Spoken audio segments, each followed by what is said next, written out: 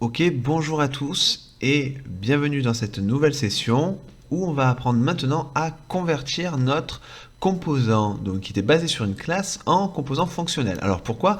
Très simplement pour une chose, c'est que aujourd'hui on utilise les composants fonctionnels. Cependant, il est important également de comprendre comment fonctionnent les composants basés sur classe parce qu'ils intègrent avec eux ben, tout un tas de notions qu'on va pouvoir retrouver dans le composant fonctionnel et on le comprend un petit peu plus facilement si on vient de PHP ou de paradigme objet parce que forcément c'est une classe, ça passe par le paradigme objet et du coup on comprend plus facilement le principe des constructeurs, etc. Donc objectif aujourd'hui ça va être de convertir notre composant en classe en composant fonctionnel. Donc en gros, comment est-ce qu'on fait pour compresser tout ça qui en fait est une classe en une fonction, c'est-à-dire juste une fonction dans laquelle on a un morceau de code. Voilà.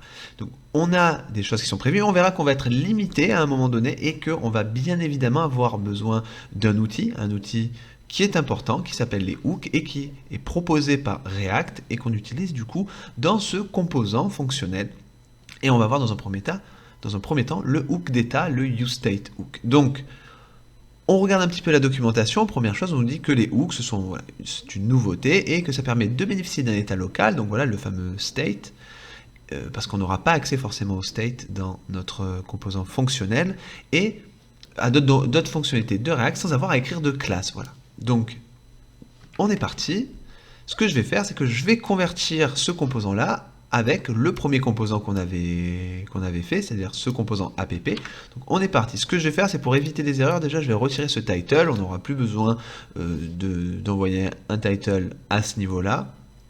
Et première chose à faire, le JSX. Donc le JSX, il n'y a aucun problème. On sait retourner notre JSX. Donc ce que je vais faire, c'est que dans cette fonction render, alors attention, là je suis bien dans ma classe, je vais récupérer tout simplement cette partie-là, je vais la copier et je vais tout simplement écraser ici et la coller. Voilà. Alors après, ce que vous pouvez faire, c'est également utiliser les parenthèses. Alors c'est vrai que moi j'aime bien aussi les parenthèses.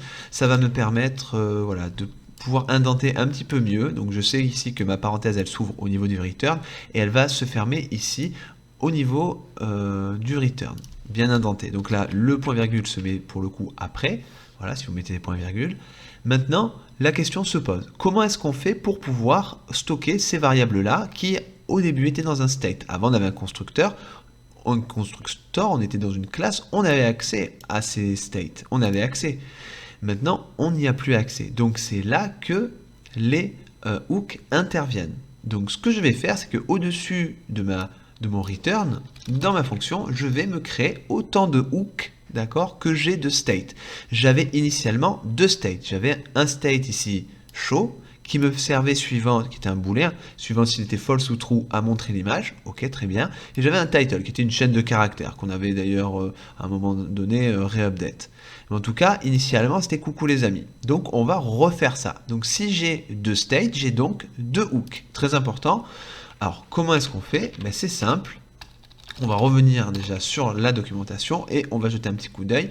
On nous dit ici que pour déclarer une nouvelle variable d'état, un nouveau state, bon, eux ils l'appellent count, nous on va utiliser notre propre convention, on utilise une const avec ce petit tableau et un useState juste après. Voilà, c'est sa valeur. Donc on va copier ça et on va tout bêtement coller. Voilà. Et j'en colle deux parce que j'avais deux states. Et on est parti, on va pouvoir maintenant y inscrire nos données. Première donnée, donc c'est l'argument, un petit peu le nom du state.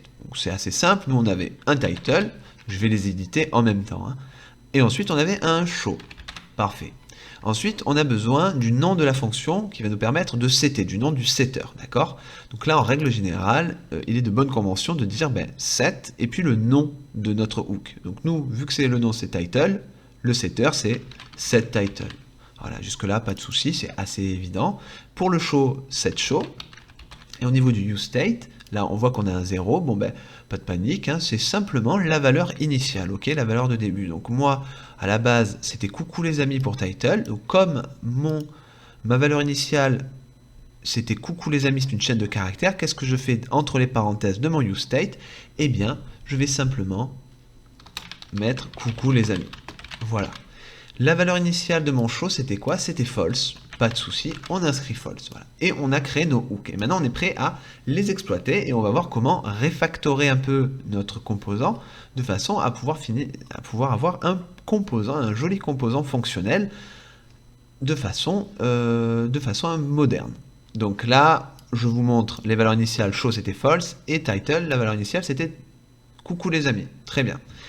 Deuxième chose, maintenant, vu qu'on n'a plus besoin de faire un this-state, parce qu'on n'est plus dans une classe, donc plus de this, et on n'a plus de state techniquement. Donc plus besoin de faire this-state pour appeler la valeur, par exemple title.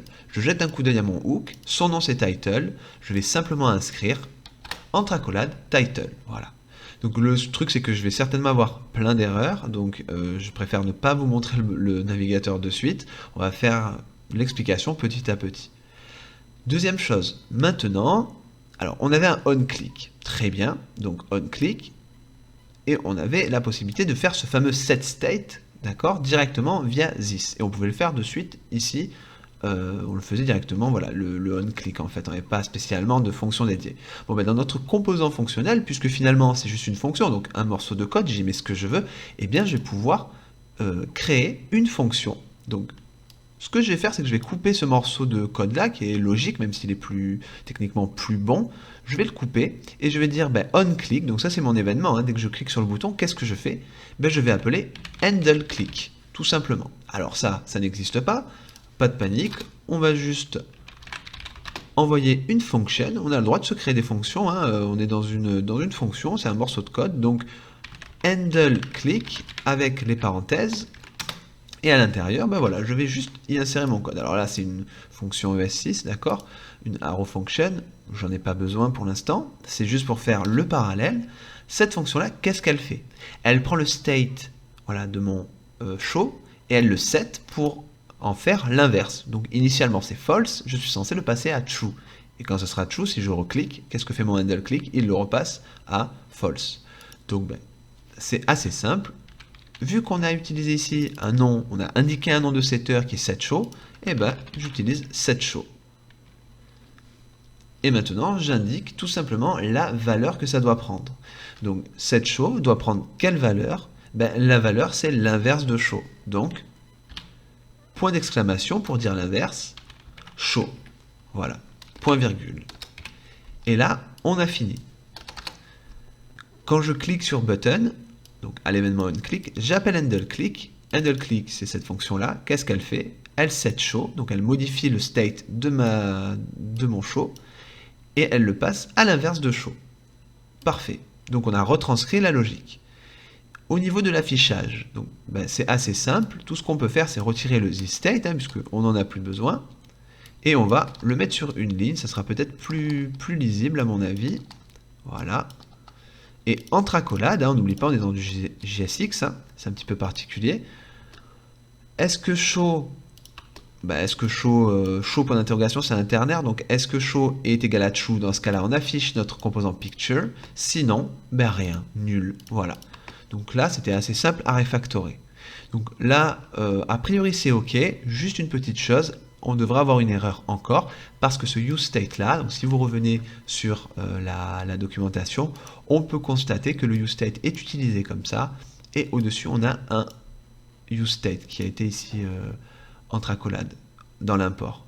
Donc soit vous faites directement un react.useState, voilà, donc je vais enregistrer, puis on va jeter un coup d'œil déjà si on n'a pas d'erreur. Donc là, il me dit app a déjà été déclaré, bien sûr, parce que du coup, on se retrouve avec deux composants, un composant fonctionnel qui s'appelle app, et un deuxième composant qui est basé sur une classe qui est aussi app. Donc il n'est pas content, c'est normal. On va tranquillement commenter ce composant basé sur une classe. On va revenir, et on a, voilà, et on n'a pas de souci. Donc on n'a pas de souci parce que ici, j'avais indiqué au niveau du useState, React. Alors attention, si je retire React, qu'est-ce qui va se passer? Voilà, il me dit qu'il ne connaît pas useState, d'accord? Donc il faut soit utiliser React ici, soit carrément dire j'importe useState, comme ça entre accolades. Ça permet directement d'utiliser le useState, comme on avait utilisé déjà ce principe auparavant. Voilà, parfait. Donc maintenant on va jeter un petit coup d'œil. Si je clique, je fais apparaître mon image, et si je reclique, ça disparaît. Donc voilà comment est-ce qu'on utilise le hook useState pour finalement tout faire dérouler notre logique, comme on l'avait fait sur notre composant basé sur une classe. Maintenant, on a pu refactorer ça dans un composant fonctionnel basé sur une fonction. Et on peut voir que c'est beaucoup plus lisible et beaucoup plus sympa.